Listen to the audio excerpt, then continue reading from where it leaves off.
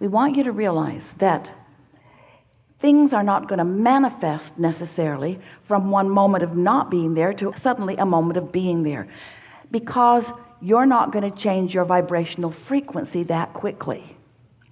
But things are going to be adjusting, and you are going to begin to notice it. So the manifestation that we want you to focus upon is not the car in the garage or the lover in your bed or the money in your bank account. Not right now, not all of a sudden. The manifestation we want you to focus upon is closer over here to the vibrational frequency. It's the manifestation of a thought occurring to you, a thought that you don't usually think. You'll be realizing things that you don't usually realize, and right along with that realization will be an emotional upcharge, an emotional surge that will be the indicator of your changing of your emotional or vibrational frequency. So if for a little while you can let the emotion be what you're going for rather than the full-fledged manifestation. Oh, the emotion is going to lead to more thoughts and more thoughts, ideas of rendezvous. You'll start getting impulses of where to go and when to go and who to go with. All kinds of things will begin occurring to you, and these manifestations will blossom into actualized life, into manifestations that others around you can see. It is our absolute promise to you. But if you find the vibration and then you don't maintain it, and you find it and you don't maintain it, and you find it and you don't maintain it, then these manifestations don't come, and that's what makes you feel discouraged. That's what makes you begin to doubt your ability to create your own reality. You let too much of your vibration be about what you're observing instead of about what you are wanting. Which brings us to the most important part of this evolved discussion.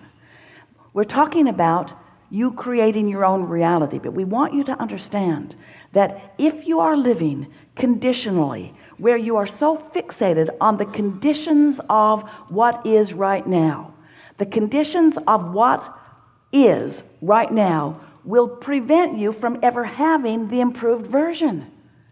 Because you can't offer a vibration of what is and a vibration of what is coming at the same time. If you're focused upon the absence of something that you want, that's the vibration you're practicing, and it will keep you from realizing the path. Because law of attraction is drawing all cooperative components. It's already been assembled. Your vibrational reality contains everything that you want. You've just got to get in the zone, in the vibe. You've just got to get in the vibrational frequency vicinity so that you can begin realizing. You know how sometimes when you say, oh, I just got the best idea. That's why you let down your negative guard. For some freakish reason, you were feeling good. And in that absence of resistance, you got an idea. But most of you don't keep the idea alive by nurturing the fertile ground that allows it. Instead, you kill it with reality.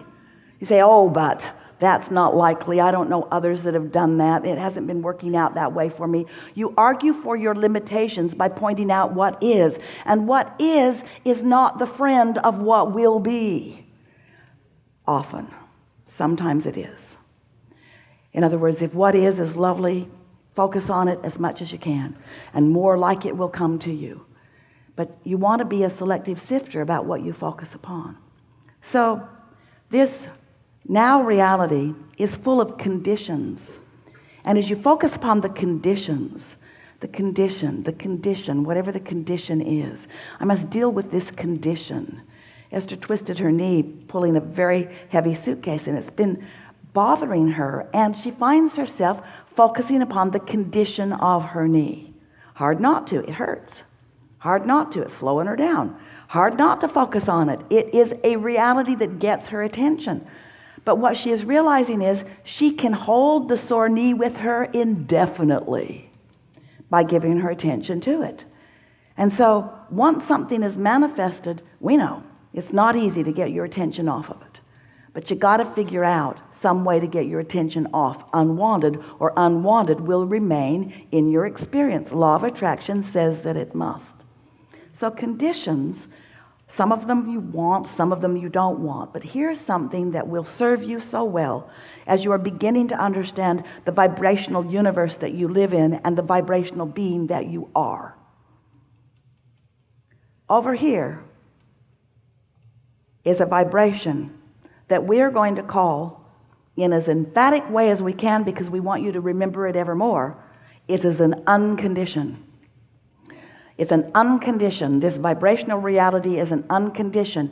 And as you allow yourself to focus in a way that allows this non-physical vortex and your source energy, who is projecting thoughts to you about the path to what you want. Hear this. Your inner being knows where you stand in relationship to everything you want. Doesn't that please you? Your inner being knows where it is and is calling you to it. But you got to be in the vicinity in order to hear the impulses. So if you will just for a little while decide that rather than trying to change the condition so that you can feel better, instead you will ignore the condition and find some way to feel better, which will then cause the condition to change. Can you hear the difference? It is essential to deliberate creation. Focusing upon an unwanted condition sets a vibration that holds it in place. But being unconditional means using your willpower, that's the only way we would use willpower, to focus on something that feels better. There could be 10 subjects in your life that are important to you. And let's say 9 of them are going extremely well. But you could focus on the one thing that isn't going well. And as humans, that's what you usually do because you're trying to find a problem and wrestle it to the ground and kill it. This universe is based upon attraction and inclusion. When you say no to something, you're actually saying yes to the thing you don't want. Yes to something you do want brings it. No to something you don't want brings it. So here is this condition that you don't want. And as you focus upon this unwanted condition, you hold yourself vibrationally apart from what you want. So if you would decide that caring about how you feel matters, it matters so much that this condition takes a second or third or fourth or fifth place. So let's say there are 10 things in your life experience that are important to you, and that one thing isn't going well. The other 9 going well. If you would focus upon the 9 things that are going well, or even one of the 9 things that are going well, that 10th thing would have to come into alignment. It would have to. Because vibrationally, you've cleaned it up. Vibrationally, you're using the 9 things that are going well as your reason for offering your vibration, which means you're now getting impulses about everything else. You're getting impulses about the thing that isn't going well. Let's turn it around. Let's say 9 things are terrible, and 1 thing is going really well. And as you focus upon those 9 things, you feel awful. But as you focus upon the 1 thing that's going well, you feel better. So you focus on it more and more, so you're feeling better more and more. So now the other 9 things are coming into alignment because you're holding yourself in a frequency that allows the solution that you're looking for. The vibration of a solution and the vibration of a problem are completely different frequencies. So what's the point of all of this, Abraham? What's the point of all of this contrast that surrounds us? Well, the contrast causes you to identify what you want. It's really step 1 of the important creative process.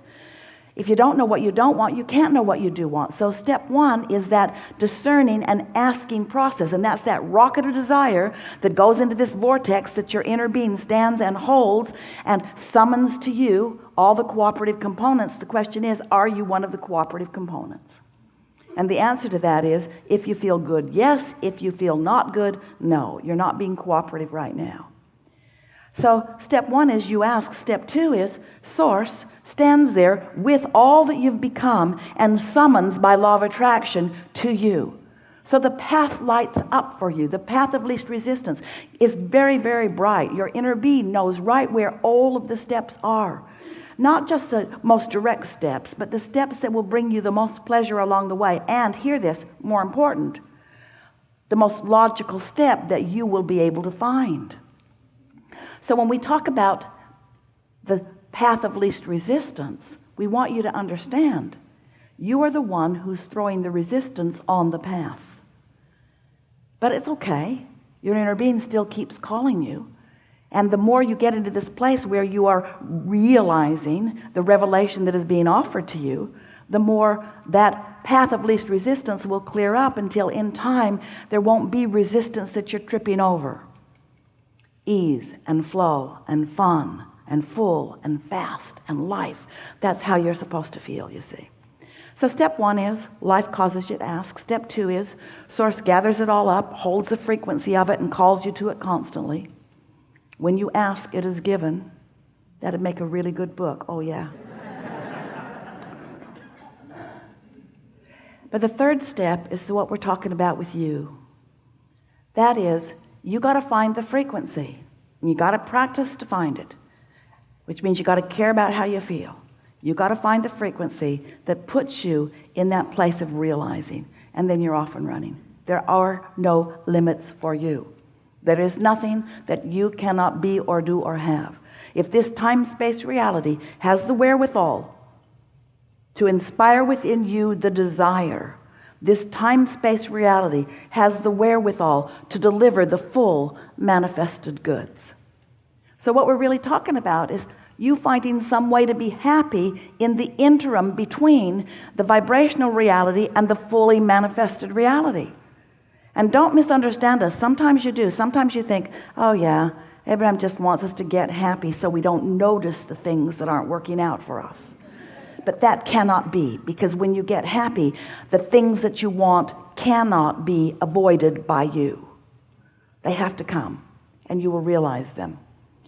And oh, what fun it is to consciously define desire and then deliberately tune your frequency by caring about how you feel, and then getting to witness the path unfolding.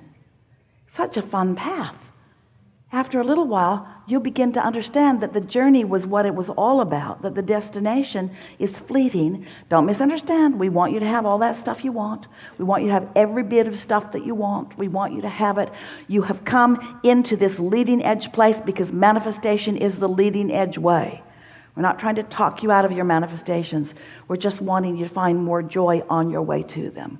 And so often, the things you want beat you up because you don't have them, and then you feel some sort of discouragement or blame about why you don't. Very clever. Must be my mother's fault. It's usually what you say. I think it's my mother's fault. Should have been different early on, and I would have had a much better go of it. We say, your emotions are here and now. You have control of them here and now. Stop dredging up that old stuff that doesn't apply anymore. All of your power is here and now. It's time for you to cash in your vibrational currency. So, what do you want to talk about? Nothing off limits. We're eager to talk with you about anything you want to talk about. It's going to be a wonderful day, a perfect unfolding. Begin right here on the second row. Yeah.